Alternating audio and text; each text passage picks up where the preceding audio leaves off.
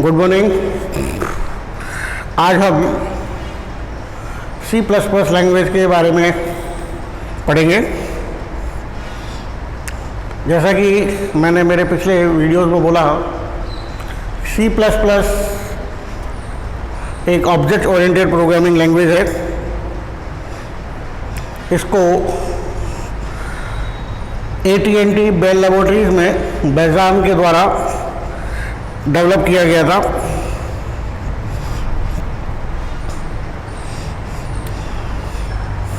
It is a powerful language because it has a powerful features of developing। इस language में C के सारे features और साथ में OOP के जो फीचर्स हैं उस दोनों शामिल हैं, इसलिए इसे हम C लैंग्वेज का एक्सटेंशन मानते हैं।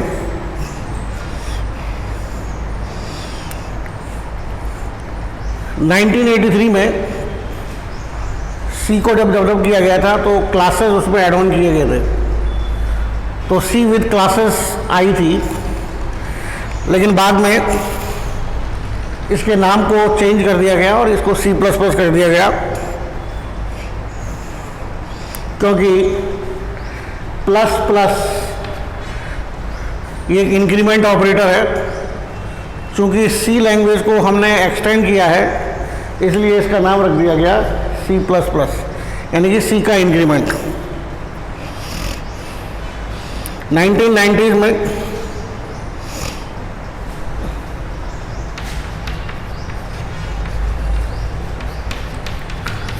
ANSI और ISO के द्वारा कुछ स्टैंडर्ड्स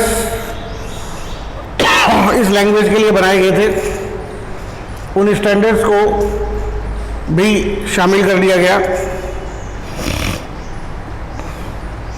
अब आज की तारीख में जो हमारे पास C++ लैंग्वेज अवेलेबल है वो basically super set of C है, यानी कि C उसमें पूरी की पूरी एज इट इज है।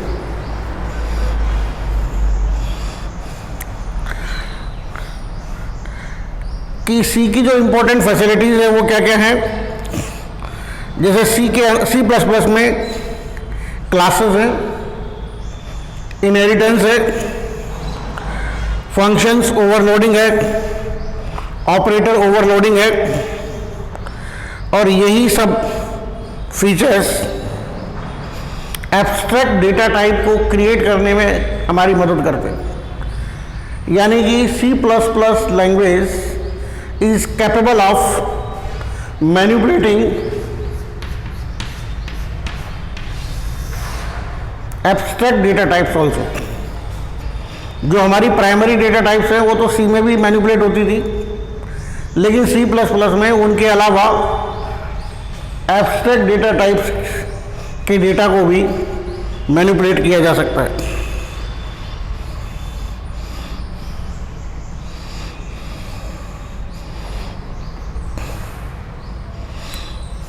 C++ is a versatile language, यानी कि हम वेरी लार्ज और कॉम्प्लेक्स प्रोग्राम हम इसमें तैयार कर सकते हैं।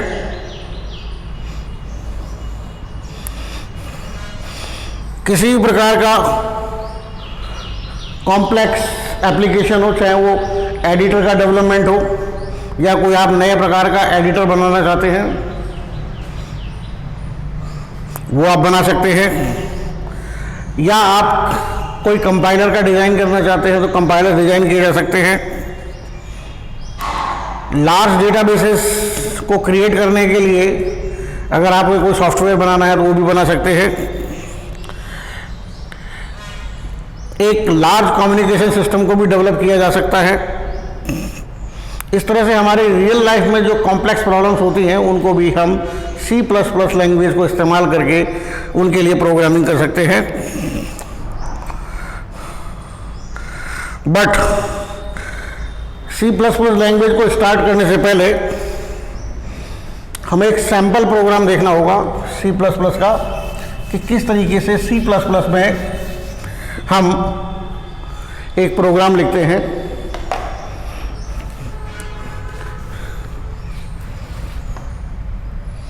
Hash symbol include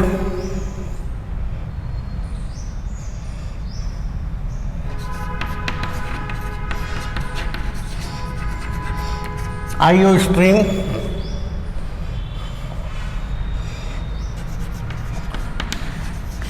using namespace std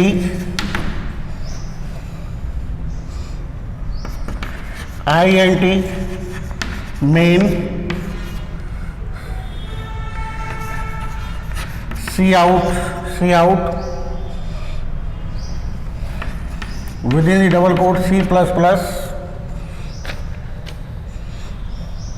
is better than C \n double quote बंद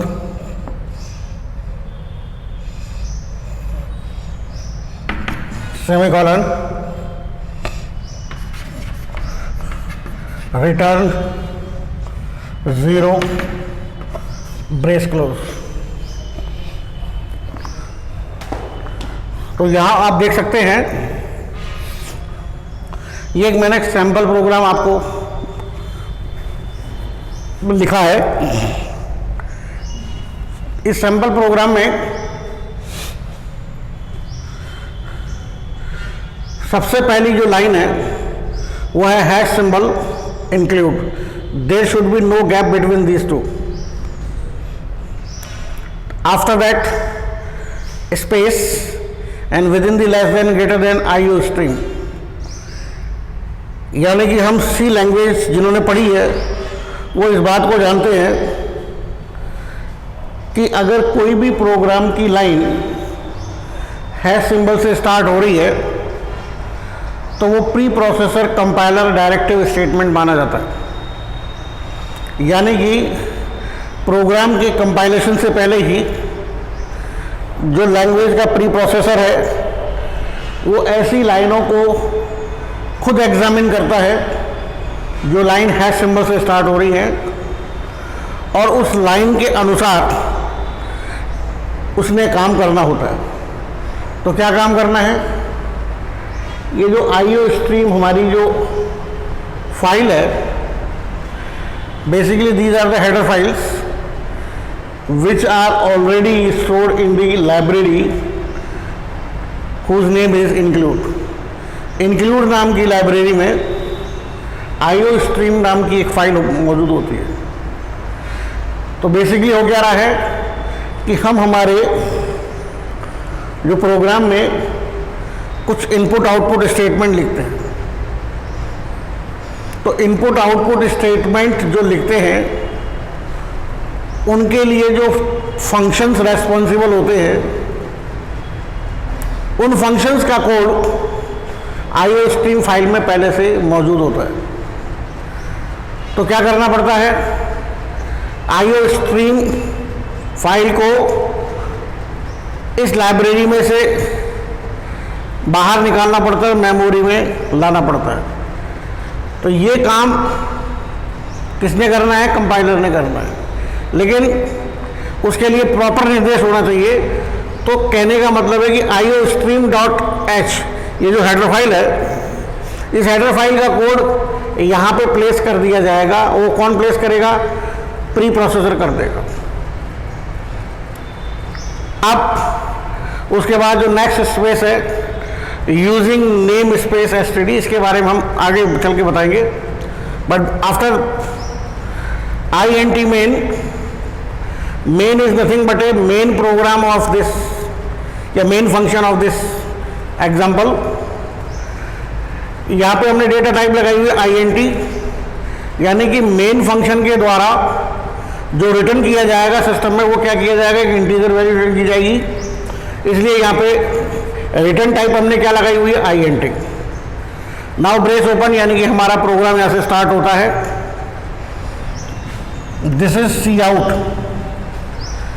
cout is nothing but A object. कौन सी क्लास का ऑब्जेक्ट है? ये आउटपुट क्लास का ऑब्जेक्ट है।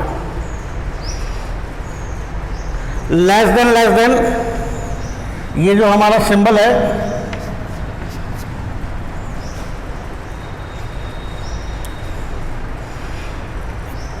ये ओवरलोड किया गया है यहाँ पर, और within the double quote ये हमने क्या दी हुई है, स्ट्रिंग दी हुई है, यानी कि सी आउट फंक्शन के जरिए इस ऑपरेटर ओवरलोडिंग फंक्शन को कॉल किया जाएगा और आर्ग्यूमेंट के रूप में ये डबल कोट में जो स्ट्रिंग है वो उसे पास कर दी जाएगी।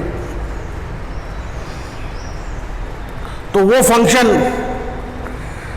जो कि आउटपुट के लिए रेस्पॉन्सिबल है वो काम करेगा, उसको आपने क्या दे दिया, आर्ग्यूमेंट दे दिया।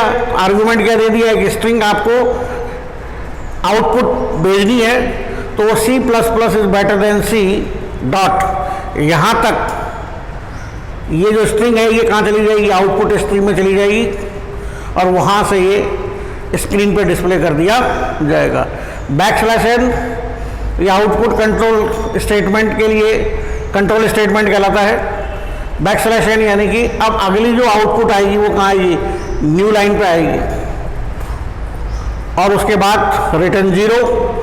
हर फंक्शन चूंकि रिटर्न करता है तो यहाँ पे क्या कर रहा है, 0 0 इज ए इंटीजर वैल्यू। उसके बाद आपका ब्रेस क्लोज यानी कि प्रोग्राम की समाप्ति। तो एक मैंने छोटा सा एग्जांपल यहाँ पे लिखा, इसी देखिए सी में जो कमेंट लाइन लिखी जाती है वो कैसे लिखी जाती है,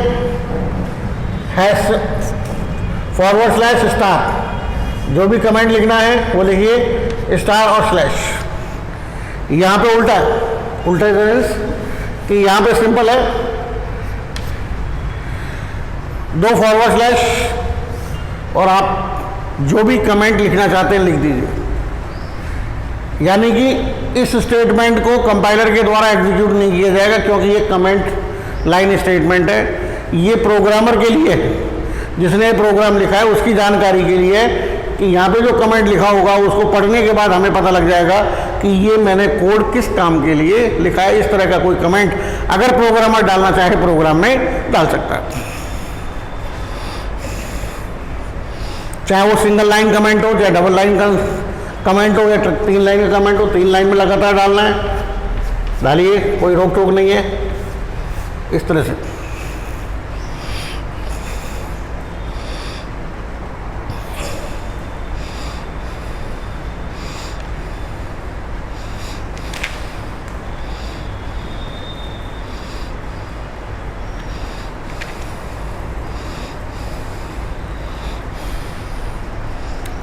यहाँ पे मैंने बताया कि ये आपका क्या है, इंसर्शन ऑपरेटर है। होता क्या है कि इंसर्शन ऑपरेटर को यहाँ पे क्या किया, ओवरलोड किया गया है।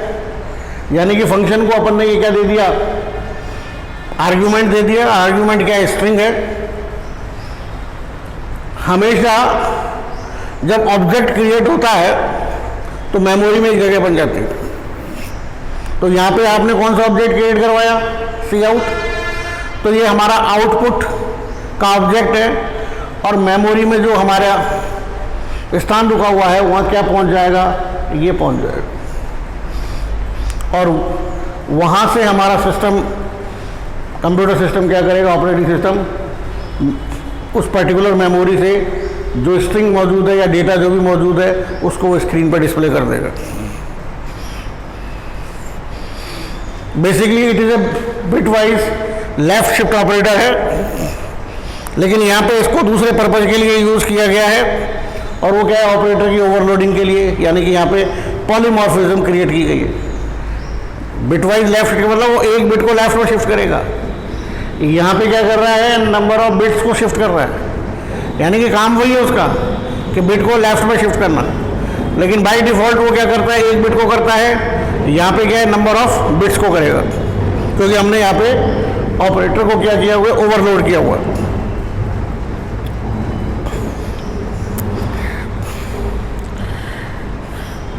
यहाँ पे जो हमने यूज़ की है आईओ स्ट्रीम, ये बेसिकली हमारी एक फाइल है जो मैंने आपको बताई अभी।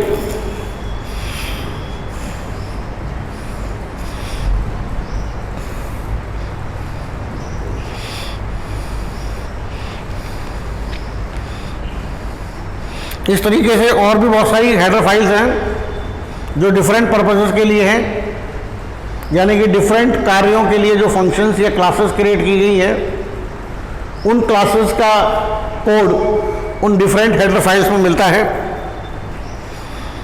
अब बात करेंगे हम नेम स्पेस की। नेम स्पेस क्या है? It is a new concept introduced by ANSI C++। ये क्या करता है कि हमने प्रोग्राम में जिन आइडेंटिफायर्स को यूज किया है उनके स्कोप को बताता है कि अगर हमने आइडेंटिफायर्स को नेम स्पेस स्कोप के साथ डिफाइन किया है तो हमको ये स्टेटमेंट प्रोग्राम की बिगिनिंग में लिखना ज़रूरी है, using name space STD. STD यानी कि स्टैंडर्ड, यानी कि स्टैंडर्ड इनपुट आउटपुट से संबंधित जिन भी आइडेंटिफायर्स को हम प्रोग्राम में यूज़ करेंगे वो सब नेम स्पेस स्कोप के अंतर्गत आते हैं।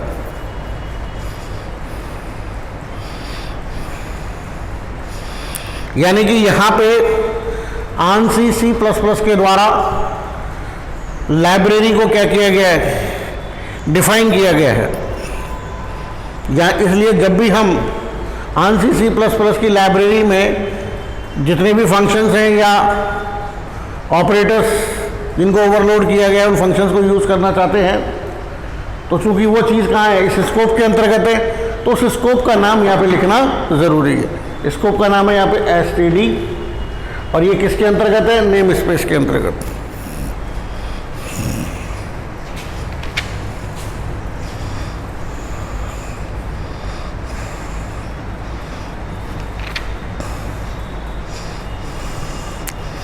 अब बात करते हैं हम structure of a C program कि बेसिकली C++ के प्रोग्राम का स्ट्रक्चर क्या होगा। यानी कि कोई हमें एक पर्टिकुलर फॉर्मेट फॉलो करना है,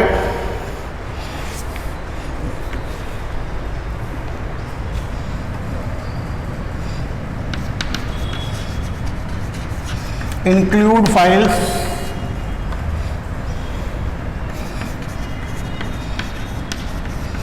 क्लास डिक्लेरेशन,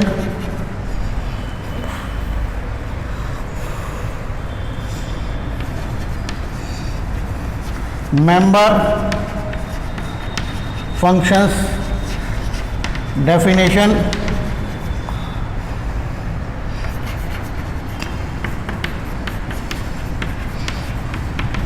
मेन फंक्शन,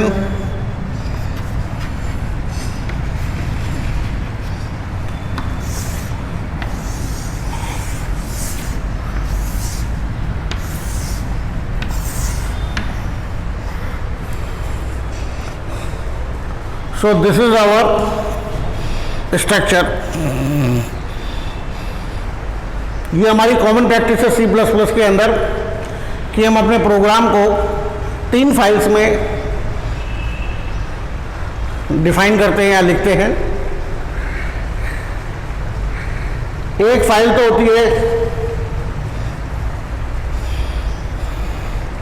वो फाइल्स जिनमें क्लासेस वगैरह पहले से बनी हुई है, स्टैंडर्ड लाइब्रेरी। एक हम जिन क्लासेस को डिक्लेयर करना चाहते हैं उसको हम एक अलग क्लास के अंदर डिक्लेयर कर सकते हैं, एक अलग फाइल में डिक्लेयर कर सकते हैं, नंबर ऑफ क्लासेस को जितनी हम बनाना चाहें। और चाहें तो हम उसी फाइल के अंदर प्रत्येक क्लास के मेंबर फंक्शंस की डेफिनेशंस भी दे सकते हैं। लेकिन नॉर्मली हम मेंबर फंक्शंस की डेफिनेशन को एक दूसरी फाइल में देते हैं और मेन फंक्शन हम किस में देते हैं? एक थर्ड फाइल में देते हैं।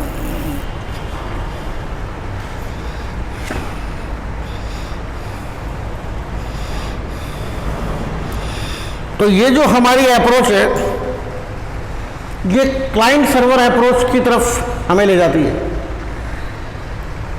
स्टैंडर्ड लाइब्रेरी में मौजूद नंबर ऑफ क्लासेस और फंक्शंस वो हमने सर्वर पे रखे हुए हैं।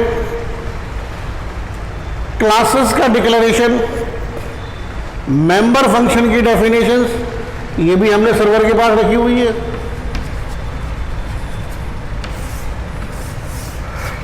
और हम हमारे मेन फंक्शन प्रोग्राम को लेके कहाँ बैठे हुए हैं? क्लाइंट साइड पे लेके बैठे हुए हैं। तो क्लाइंट को जब भी जरूरत पड़ेगी क्लासेस की, फंक्शंस की या मेंबर फंक्शंस के कोड की, वो चीज़ हम मेन फंक्शन के माध्यम से सर्वर के पास रिक्वेस्ट भेजेंगे और सर्वर हमें उस रिक्वेस्ट को फुलफिल करेगा। यानी कि we can not modify the things which are stored on server, क्योंकि सर्वर से एक्सेस राइट लगाए जा सकते हैं। इसलिए सिर्फ हमें मेन फंक्शन को एग्जीक्यूट करने की परमिशन होगी या इनके मेंबर फंक्शंस को रेस्ट्रिक्टेड रूप में यूज़ करने की यूज़ करने की परमिशन मिलेगी, लेकिन उसे मॉडिफाई करने की परमिशन कभी नहीं मिलेगी। तो जो हमारा कंसेप्ट था कि डेटा की सिक्योरिटी बनी रहे, वो इसी प्रकार से बनी रह सकती है। तो हम कोई भी टेक्स्ट एडिटर यूज़ करके, वैसे तो नॉर्मली जब हम C++ का कंपाइलर मार्केट से परचेज करते हैं तो डिफरेंट कंपनीज का आता है। ये यूनिक्स ऑपरेटिंग सिस्टम के लिए तो उसमें बिल्ट इन ही होता है। डॉस वर्जन के लिए, विंडोज़ के लिए अलग से परचेज करना पड़ता है। उस कंपाइलर में एडिटर होता है, एडिटर के माध्यम से हम एक फाइल क्रिएट करते हैं जिसे हम सोर्स फाइल बोलते हैं। उस सोर्स फाइल के अंदर हम अपनी क्लासेस का डिक्लेरेशन, मेंबर फंक्शंस की डेफिनेशंस और मेन फंक्शन की डेफिनेशन को देख सकते हैं। जो फाइल क्रिएट होगी प्रोग्रामिंग की, उसका एक्सटेंशन होगा .cpp, क्योंकि सी की जो कोडिंग की फाइल होती है उसका एक्सटेंशन होता है .c। और फिर बाद में हम क्या करते हैं, प्रोग्राम लिखने के बाद कंपाइलर से कंपाइल करवाते हैं। Compiler line by line program के इंस्ट्रक्शंस को चेक करता है कि वो ग्रामेटिकली यानी कि सिंथेटिकली सही है या नहीं है, according to the syntax of the C++ language सही है कि नहीं है। और उसके बाद अगर कोई एरर होती है, सिंटैक्स एरर होती है, तो कंपाइलर बता देता है। आप उन एरर्स को एडिटर में वापस जाके सही करते हैं, फिर कंपाइल करते हैं। जब कोई एरर या कोई वार्निंग्स नहीं आती है तो कंपाइलर उस फाइल की अन्य फाइल, दो और फाइलें क्रिएट करता है। एक बैकअप फाइल क्रिएट करता है, एक उसकी exe फाइल क्रिएट करता है। और बाद में जब रन करना होता है आपको, तो जो एग्जीक्यूटेबल फाइल होती है उसका नाम लिख के कमांड प्रॉम्प्ट पे एंटर मार दीजिए, तो प्रोग्राम का कोड एग्जीक्यूट होना प्रारंभ हो जाता है। तो इस तरीके से हमने देखा कि नॉर्मली जो C++ का प्रोग्राम है वो भी ठीक उसी प्रकार से लिखा जाएगा जिस प्रकार से C लैंग्वेज के लिए लिखते थे। बस शर्त ये है यहाँ पे कि यहाँ पे प्रोग्राम का जो स्ट्रक्चर है वो ये कहता है कि क्लासेस की डिक्लेरेशन, मेंबर फंक्शन की डेफिनेशन और मेन फंक्शन का डेफिनेशन अलग अलग फाइल में होता है। ठीक है, हम चाहें तो इन क्लासेस में, इस स्टैंडर्ड लाइब्रेरी में जो क्लासेस हैं उनको भी यूज़ कर सकते हैं। इस क्लासेस में जो मेंबर फंक्शंस हैं उनकी डेफिनेशन यानी कि इनको मेन फंक्शन में भी यूज़ किया जा सकता है, एज वेल एज लाइब्रेरी की क्लासेस के फंक्शन को भी यूज़ किया जा सकता है। इसके बाद जो हमारा चैप्टर होगा वो होगा C के टोकन्स कौन से होते हैं, एक्सप्रेशंस कैसे बनाए जाते हैं और कंट्रोल स्ट्रक्चर्स कैसे होते हैं। तब तक के लिए आप इसे रिवाइज करें। Thank you.